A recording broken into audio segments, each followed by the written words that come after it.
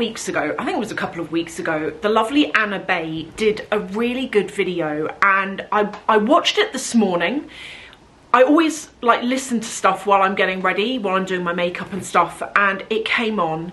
And Anna, your video caught my attention from start to finish. It's like a 14-15 minute video. I'm going to link to it below. And it's about Anna's discussion and take and like sharing a very personal, she's called it a midlife crisis that she's going through, a life crisis, and sharing those thoughts and those feelings around it. And honestly, I feel like I've been in a place since 2023, the spring of, and I've been calling it my winter. And I even did a video, I think it must have been in 2024, in the autumn, and some of you might remember it, and I just was like, I feel a bit lost on YouTube. I feel like my identity has changed, and I don't know who I am anymore. So I want to sort of like talk about all of this, because I think as we all get older, what Anna spoke about, you know, that transition from your old self to a new self, and missing that old self but not connecting with it anymore. And like Anna was saying, I think she said of her old self, she was almost trying to cling on to that, but it wasn't her identity anymore. And that was part of, I think if I remember correctly, that was part of her struggle. And that's how I feel. So for any of you watching who have been with me for years, even if you're new, actually, I want to talk about getting older and how, I don't know if I would call it a crisis for me. I've been calling it my winter, and I'm going to unpack all of this and explain all of this. But I'm going to explain sort of a transition that I went through. As I say, it started, I remember, it started in the spring of 2003.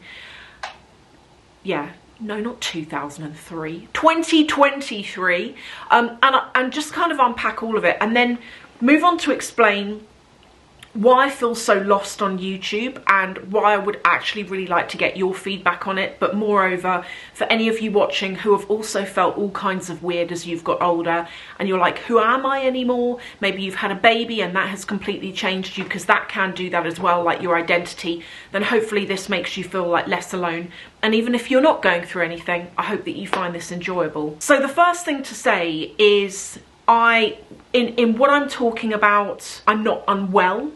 You know, don't think, oh my God, are you ill? Is that what did it? I'm not unwell. And I say this because people speculate. I did a video a couple of weeks ago about my weight gain, and I had loads of people wading in with sort of like unhelpful medical advice and opinions. And I don't have anything wrong with me. I'm perfectly fine. This is to do, I think, with maturing, and with that person I used to be, not being that person anymore. And I'm not going through the menopause. I had loads of people saying to me, you're in menopause. And I'm like, for my own reasons, I know I'm not. One day I will be, but I'm not there just yet. I wasn't in menopause in 2023, and I'm not there currently. But one day I will be. And when I am, I'll be sharing it with you all, don't you worry. But here's how it goes. Okay, so 2023. There was a lot going on that year, in the spring of that year, and I felt a change in myself. And the change that I felt, first of all, I kind of had this realization that, and loads of you have been telling me it, and you're absolutely right, I would definitely, and I've admitted to it, you know, I've spoken about it on here, but I definitely was a shopaholic up until very recently. And what I would do was, like, my career has always been everything to me. It gives me joy, it gives me happiness. I love looking at where I've got to. It makes me proud of what I've achieved. I have not come from a family where we had loads of money. And one thing I told myself when I was a teenager is, I don't want to struggle when I'm older. I don't want to be worried about how am I going to pay the bills. Can I afford food today? I knew I didn't want to do that. So for me, my work was my way of making sure that didn't happen. And, you know, when I went to university, I went through a phase of having a load of debt, and that was terrifying. And that was another catalyst for me that really put the boot up my butt and made me climb up that career ladder. And I've always described my work and career as like climbing a mountain. You start at base camp when you're just starting out and you've got no experience and like no one will take you on, and you've got to climb and you've got to dig deep to get to level 1, like your first proper job. And it's hard graft and it takes so much, and you will need other people around you to help you up and to give you chances. Then you make it to level 1 and you stay there a couple of years and you learn and you absorb. And then when you feel that you're ready to start climbing that mountain again, you climb up to level 2 and you keep going until you reach that summit. And for me, I feel like I've reached the summit now. There is always something else above it for me, but I feel like I built my own business with David. This was another thing that happened in 2023, thereabout. We started to dismantle our business.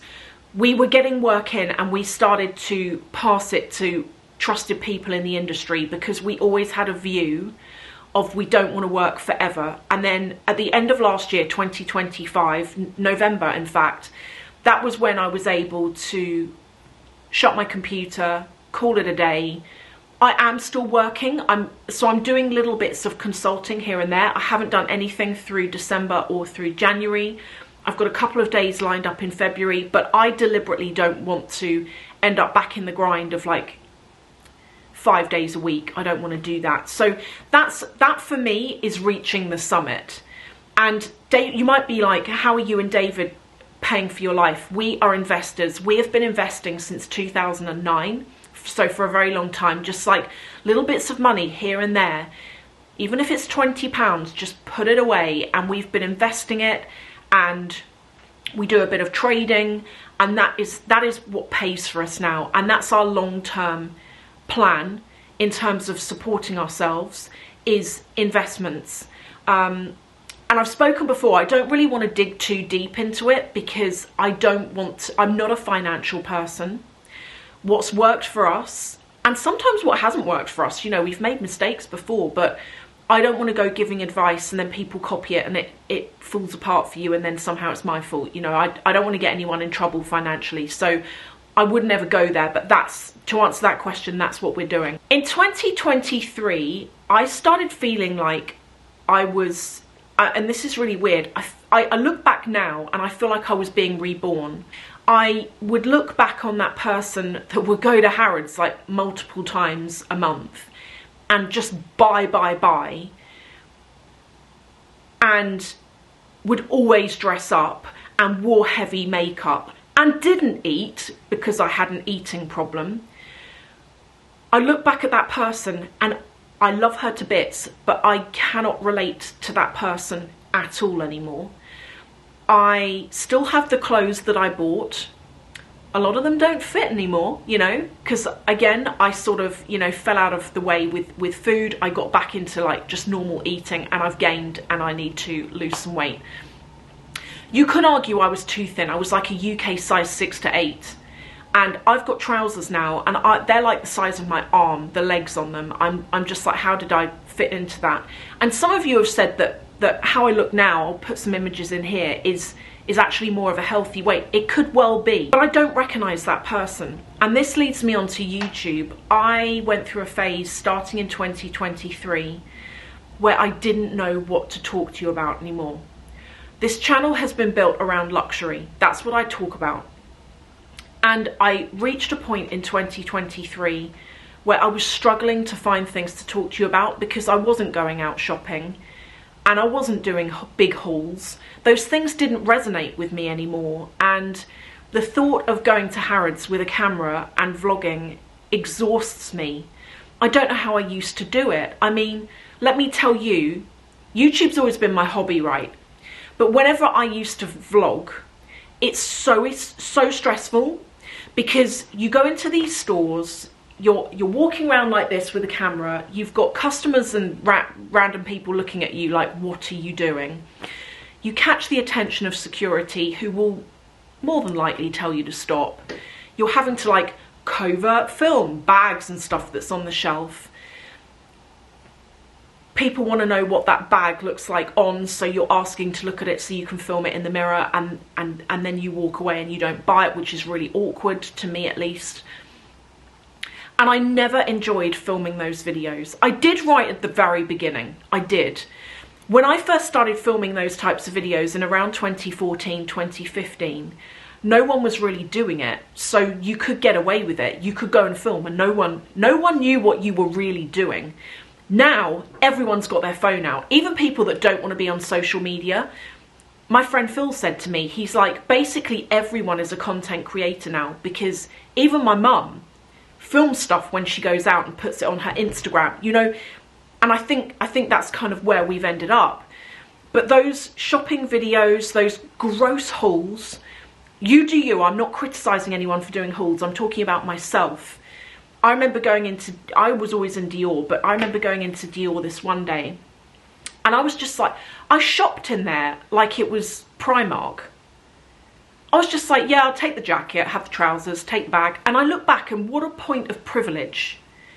And I look back now and I'm like, I don't think I'd do it now. I look around me in this house and I am surrounded by stuff. I have started in the last two years, definitely, on a nearly monthly basis, I will go through everything. I will pick stuff out that I'm not using and I will give it to charity. Some of the bags I'm not using, I'll see whether you guys want to buy any of them, because I know a lot of you, when I don't offer them to you and you find them elsewhere, you're like, why didn't you offer that to us? And I get that. I'm constantly getting rid of stuff, and I still have more than I have space for. And now I can still go and buy the bags, but I don't want to. Now, Hermes, I've always said, going back all the way, you know, I have always said that I've never been into the brand. I do not like their games. You do you, Hermes, you know, that's how you roll, and I get that. But I don't like these games of having to beg and do whatever to get offered stuff. Even the non-quota bags, if you don't have a history, everyone's like, oh, Picotin, non-quota. Yeah, but it's not to say that they would never pull out a Picotin and offer it to you, but it's not easy. Don't think that just because it's non-quota you can walk in and get offered one. It doesn't work like that. Like, I've come to realise that. But I always said that I never liked this brand. And I remember see the orange one back here? That was the first Hermes bag I ever bought, and I bought it back in February 2025. And what happened with that bag is, I always go on Luxury Promise, and I'm always like refreshing and seeing what they've got. And this picture of this bag came up, and okay, let's say you're in an office environment, you work with like 10 people, and you know these 10 people, but one day you notice one of these people and you're like, oh my God, you're really good looking. How did I not notice you before? And then you start dating them. Maybe it's a group of friends. Maybe you have this group of friends. There is an extended group off it that you only see every so often. And there's this one person in the group, and you know of them, and then one day you're like, Cupid comes down and you fall in love. And the rest is history. That's what happened to me with this Hermes bag. I always knew it existed. Never liked the Picotin, to be honest. Never liked it. And something about this bag in this image, it was the colour, it was just something about it made me stop. I stopped scrolling. I clicked it. I was reading the description. It came as a full set. It came with the box. Even the receipt came with everything. And it stopped me in my tracks. That was in early January. All through January, all through until the end of February, I kept looking at this bag. Every day I'd go and refresh the page, like, is it still available? And I remember thinking, gosh, if I buy that bag and show all of you, which I ended up showing you, I was like, you are going to roast me, because, and rightfully so, because I've been saying for like decades that I am not into Hermes, but there was something about the bag. And do you know what I realised that was now? That old version of me was all about a huge logo. I used to buy these Dior bags that had a huge logo across the front of them. The Dior book tote, for example, I wouldn't just buy the version that has the huge logo on. I'd get the oblique version with a huge logo on. Something changed in me whereby I went off that. I still wear a logo. I'm wearing a logo now, you could say. But I got bored of that. I went off that. Security is a concern. You know, you walk down the street and you got a big blazing logo on you. It's a problem. Some of you have said, do I worry carrying the Picotin or even the in the loop? I don't really. Tell you why, because it's only people that know Hermes that recognise the bag. I've used both bags and no one's ever said anything to me, whereas if I use like a Chanel, for example, or a Dior, more often than not, my friends or my family are like, oh my God, can I have a look at that bag close up? Like they recognise it, but with these, they're quite like, I want to say understated.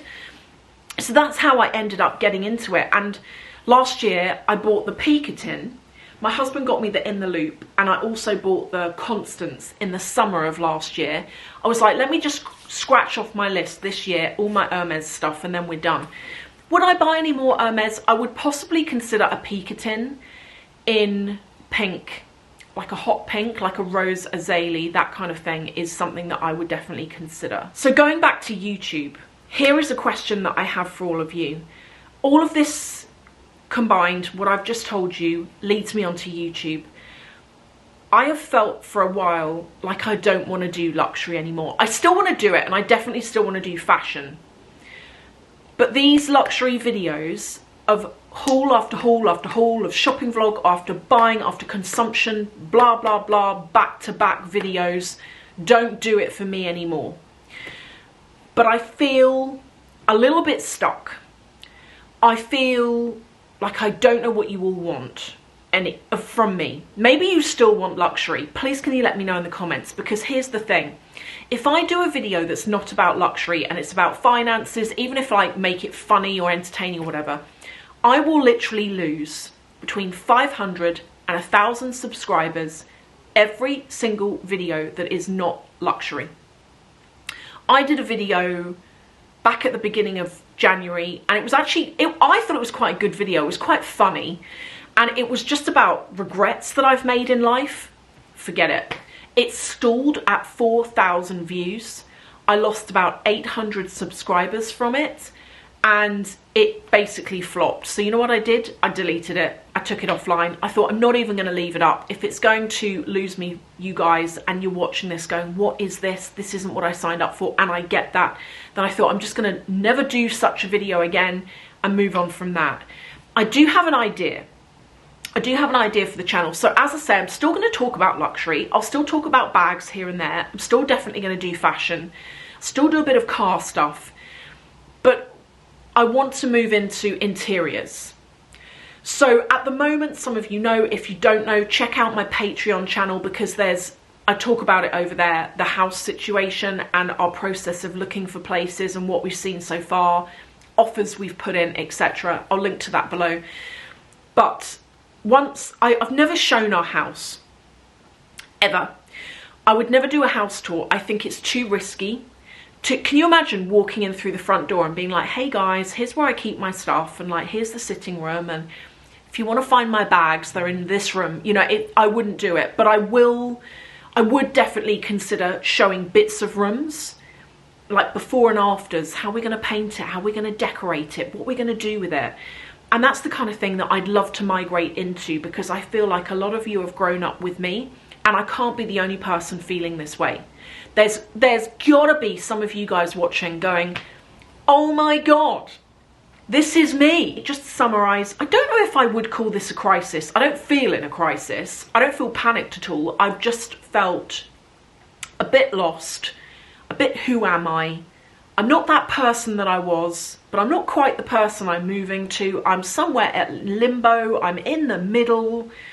I'm still trying to find out who I am.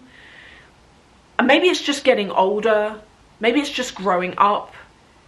But that younger version of me that spent money like it was water, that was a bit wild, that, you know, I'm still a bit wild now. I still go out a lot. But, you know, that person that I was, I don't connect with.